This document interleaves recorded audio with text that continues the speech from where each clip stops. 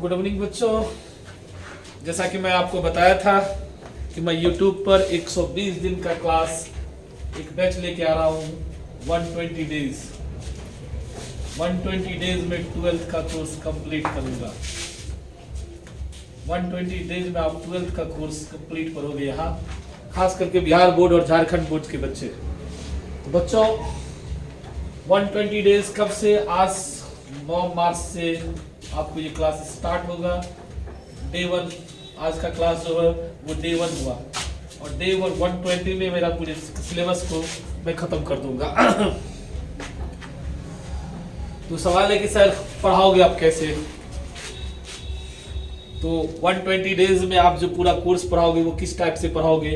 Specially focus NCERT पे रहेगा, NCERT का पर रहेगा।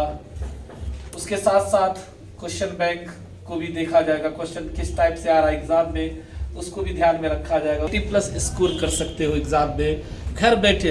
अगर आपके पास पैसे नहीं भी है, गरीब हो, लेकिन या फिर सुविधा का अभाव है, भागलपुर नहीं आ सकते हो या बाहर जाके नहीं पढ़ सकते हो, तो यूट्यूब पर घर बैठे फ्री में आप एजुकेशन प्राप्त कर सकते हो। ये एक मुहिम मैंने चलाया है कि सारे बच्चे, पूरे बिहार के बच्चे, पूरे इंडिया के बच्चे इससे फ़ायदा उठा सके और अच्छा से अच्छा रिजल्ट ला सके। बस 120 डेज आप जो है 120 डेज का क्लास मैं आप दूंगा डे 1 डे 2 करके। आप YouTube पर रहना, YouTube पर मेरा channel Bhabha mathematics centre subscribe कर लेना। जो लोग सब्सक्राइब किए हो वो ज़्यादा से ज़्यादा लोगों को भी शेयर करना और इस कोर्स का फ़ायदा उठाना।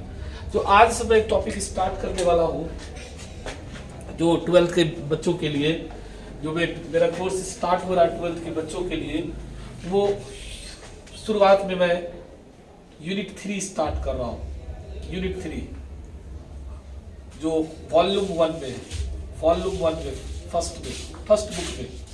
फर्स्ट बुक जो आपकी है उसी से मैं फर्स्ट बुक आपका स्टार्ट किया यूनिट 3, जिसमें 2 टॉपिक अपना लोग को पढ़ना है,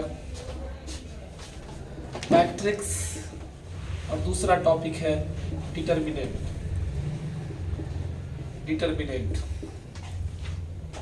ये 2 टॉपिक पढ़ना है और ये दोनों टॉपिक का वेटेज कितना है सिलेबस के में 13 मार्क्स का। बट चूंकि बिहार बोर्ड में आजकल 100 ऑब्जेक्टिव पूछने लगा है और लॉन्ग शॉर्ट की संख्या भी बढ़ गई है, इसलिए आज के डेट में ये 25 to 30 तक मार्क्स का ये आता है एग्जाम में। 13 का तो ये सिलेबस है, लेकिन क्वेश्चन जो पूछा जाता है वो 25 to 30 मार्क्स तक पहुंच जाता है। अदर बोर्ड जो भी है सीबीएसई बोर्ड या झारखंड बोर्ड है उसमें 13 मार्क्स ही पूछा जाता है, 10 to 13 मार्क्स का पूछा जाता है। तो मैं आज इसको स्टार्ट कर रहा हूँ आपके लिए ये टॉपिक कि वो जो मैट्रिक्स जो है क्या है, कैसे आगे लेके बढ़ेंगे हम लोग, इसमें कैसे प्रॉब्लम सॉल्व करेंगे, आज ये आपको बताया जाएगा। बच्चों सबसे पहले हम ये जानेंगे व्हाट इज मैट्रिक्स। ये मैट्रिक्स होता क्या है? मैट्रिक्स जो लोग हिंदी प्रेमी हो या हिंदी के बच्चे हो वो लिख सकते हो मैट्रिक्स, और इसका शुद्ध हिंदी हम लोग बोलते हैं आव्यूह।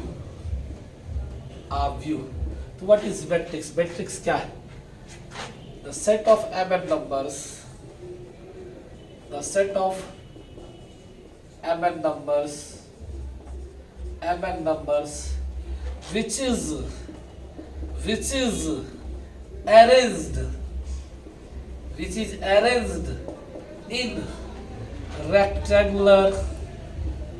which is arranged in rectangular array having m rows and columns is called matrix of the type m by n। यानी मैट्रिक्स क्या है? नंबर्स का अरेंजमेंट है। वो भी कहाँ? नंबर्स में भी 2 तरह के नंबर होते हैं, रियल नंबर भी हो सकते हैं, कॉम्प्लेक्स भी नंबर भी हो सकते हैं। तो नंबर्स का अरेंजमेंट मतलब सजावट, नंबर्स को सजाया गया कहाँ? इन रेक्टेंगुलर एरिया, आयताकार चित्र के अंदर, having M rows and column, जिसमें एम रो है एंड कॉलन है, तब उस मैट्रिक्स को हम लोग एम बाय एल का मैट्रिक्स कहते हैं। It is denoted by capital letter of alphabet, capital letter of alphabet, capital letter of alphabet, capital letter of alphabet। इसे अंग्रेजी वर्णमाला के कैपिटल लेटर बड़ी अक्षर से डिनोट किया जाता है। The elements of matrix is denoted by a small letter of alphabet,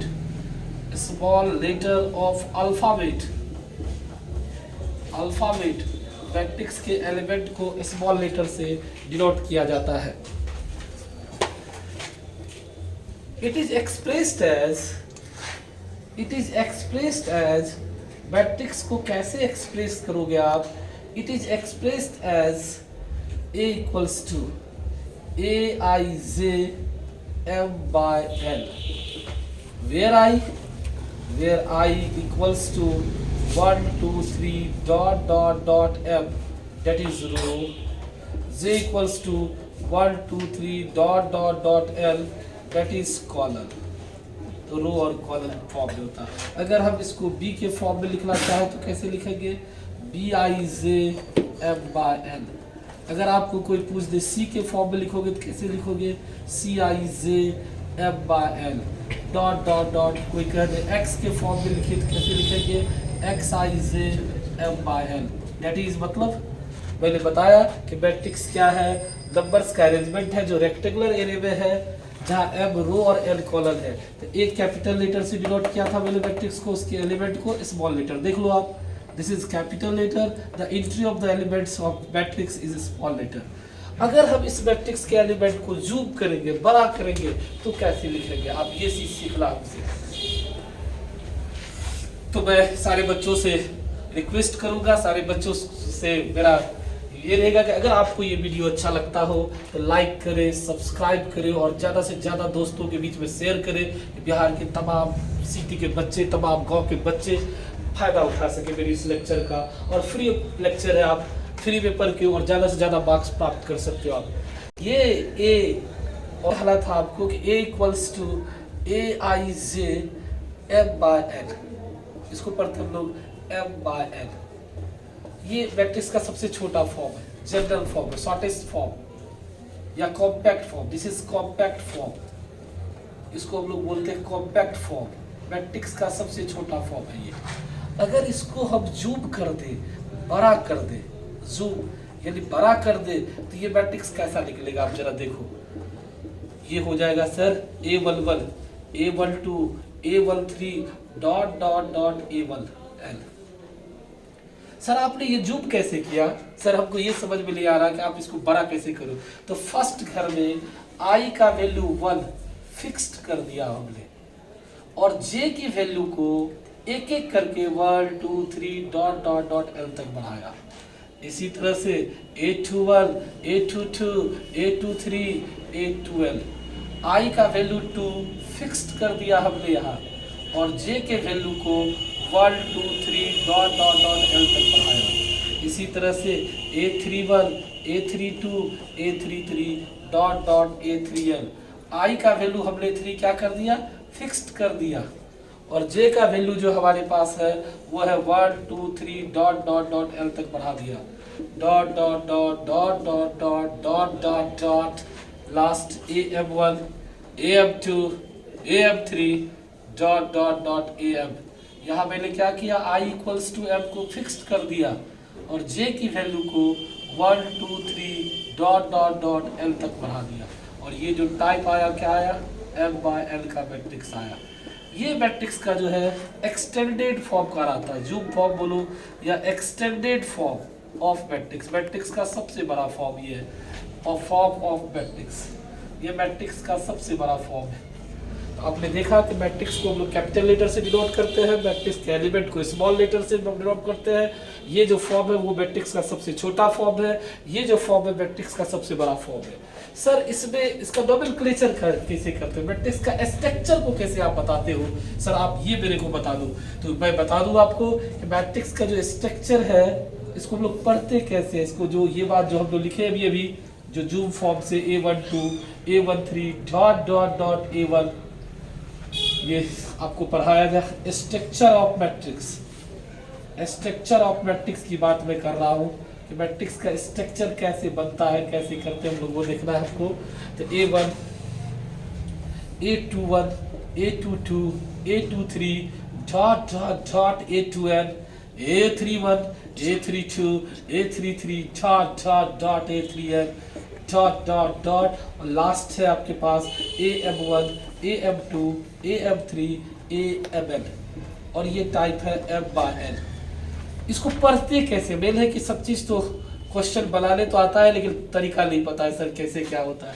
इसको पढ़ते कैसे?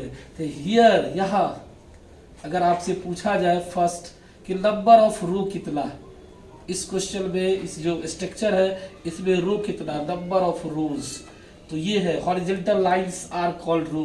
दिस इज हॉरिजॉन्टल लाइन, तो 1 2 3 डॉट डॉट डॉट m, तो हॉरिजॉन्टल लाइंस यहाँ है m, तो रो की संख्या कितनी हुई m।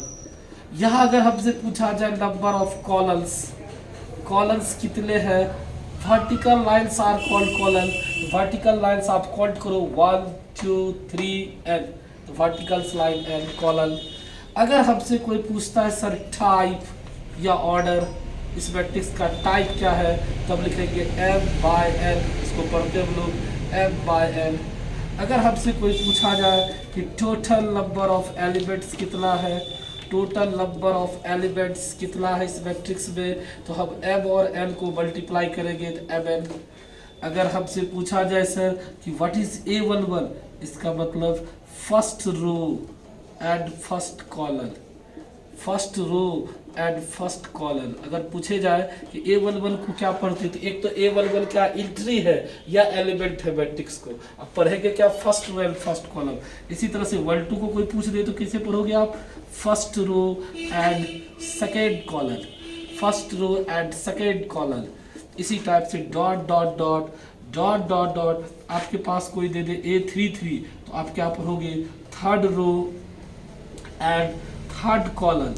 इस तरह से करते करते अगर हम लोग dot dot dot dot dot dot आपके पास दे दे AMN, तो आप पढ़ोगे mth row and nth column. इस तरह से हम लोग ये मैट्रिक्स का स्ट्रक्चर को जानते हैं। मैं बता दूं आपको जानकारी के लिए कि what is row, horizontal lines are called row. अब जैसे कुछ एग्जांपल मैं बताता हूँ मैट्रिक्स क्या, तब आपको पता चल जाएगा कि रो क्या है, कॉलम क्या है, नंबर्स ऑफ एलिमेंट्स। जैसे मैं एग्जांपल दे दूं मैट्रिक्स का, एग्जांपल्स ऑफ मैट्रिक्स, मैट्रिक्स का एग्जांपल कैसा कैसा होगा, एग्जांपल्स ऑफ मैट्रिक्स की बात कर रहा हूं मैं, तो नेक्स्ट डे फिर मैं इस पर प्रॉब्लम लेके आऊंगा।